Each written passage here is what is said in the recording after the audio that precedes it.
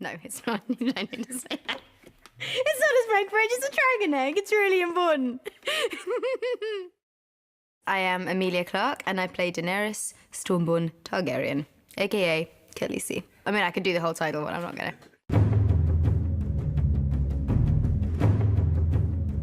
Daenerys she's with her brother, Viserys. Their title was taken from them, they were usurped. And so the people who took their family throne, the Iron Throne, are now looking for any remaining members of that family to try and kill off any chance that someone could come back, spoiler, and try and get the throne. That person being me. My brother's plan to take back the Iron Throne was to try and marry me off to a warlord who has an army. My brother thinks, as is kind of unwritten in law, you marry off to appropriate people who have money, armies, land, whatever. Once it's in the family, it's yours. I know how to play a man like Drogo. I give him a queen, and he gives me an army. But Khal Drogo, he doesn't understand. He's not that kind of guy. At my wedding, I meet Ser Jorah. Are you from my country? I served your father for many years. Gods be good, I hope to always serve the rightful king. And the dragon eggs, they're given as a ritualistic gift. Her wedding night is a make or break of her as a human being. That relationship is the key to Daenerys as a character, really. Because without Khal Drogo, you wouldn't have the Daenerys that you see now. And she falls in love with him, and then she becomes pregnant. Merak.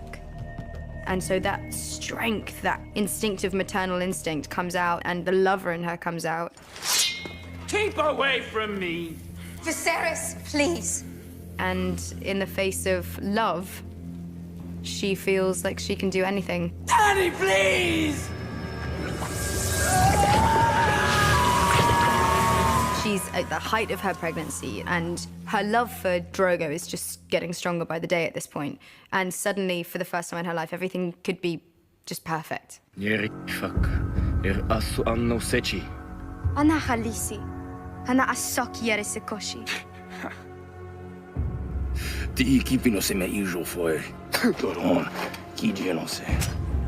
He has a stab wound, and he doesn't think anything of it. She's worried for him.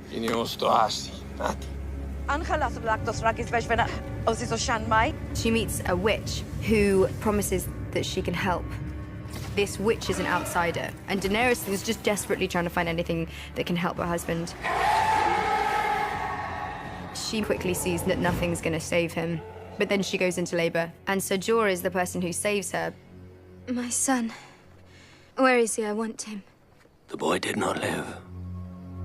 She is fresh with grief, and she puts her husband out of his misery in a pretty horrific assisted suicide to try and stop his pain.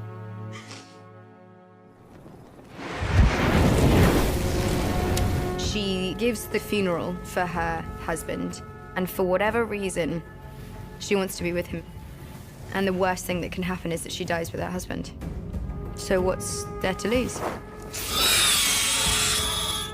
She's walked into the flames and survived. She's given birth, technically, to 3 dragons. So her Khalasar, they're with her. She's starving in the desert with an entire Khalasar to take care of. So she is heading to Qarth.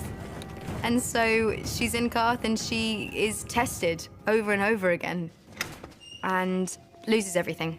Where are my dragons? They're taken to this pretty incredible place by Perat Pri, and he shackles her. Welcome home, Daenerys Stormborn. And her dragons save her. They melt the chains away. Breaker of chains. She broke her own chains first. There you go. Boom. She's heading to Astapor because it's just all the stepping stones towards getting her to the Iron Throne. I need an army. We'll be in Astapor by nightfall. Some say the Unsullied are the greatest soldiers in the world. We go to meet the Unsullied, and what I meet is I meet a slave owner who owns the Unsullied, but he also owns a translator. How many do you have to sell? 8,000. The slave owner doesn't realize that she speaks Valyrian. Funny that, seeing as I'm from Valyria. I want to buy them all.